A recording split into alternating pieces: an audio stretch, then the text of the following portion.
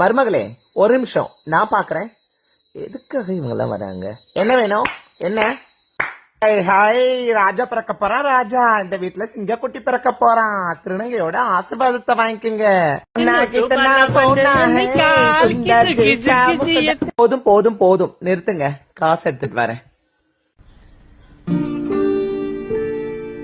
இந்த பிறந்ததும் கட்டாயமா ஆசீர்வாதம் கொடுக்க வருவேன்.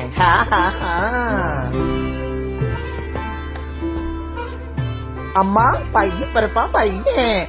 ஏன் பொண்ணு பிறந்த ஆசீர்வாதம் கொடுக்க மாட்டியா? அப்படி ஆசீர்வாதம் கொடுக்கறதா இருந்தா இப்படி வேண்டிக்கோ. பொண்ணா இருக்கட்டும் பையனா இருக்கட்டும், எந்த குழந்தையா இருந்தாலும் சுகமா பிறக்கணும்னு, என் மருமக நல்லா வரணும்னு வேண்டிக்கோ. புரியுதா? புடி.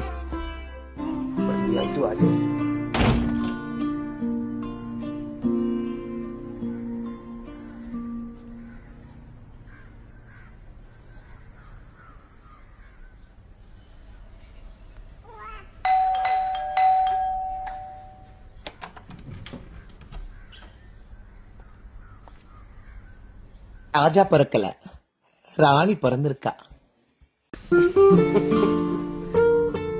லக்ஷ்மி பிறந்திருக்கா.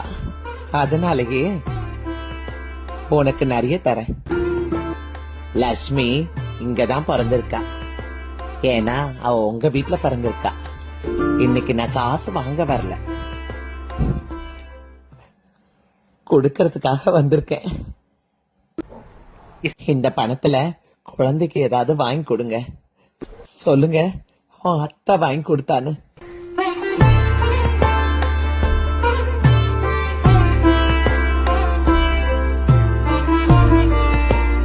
நீ உன் கையால கொடு.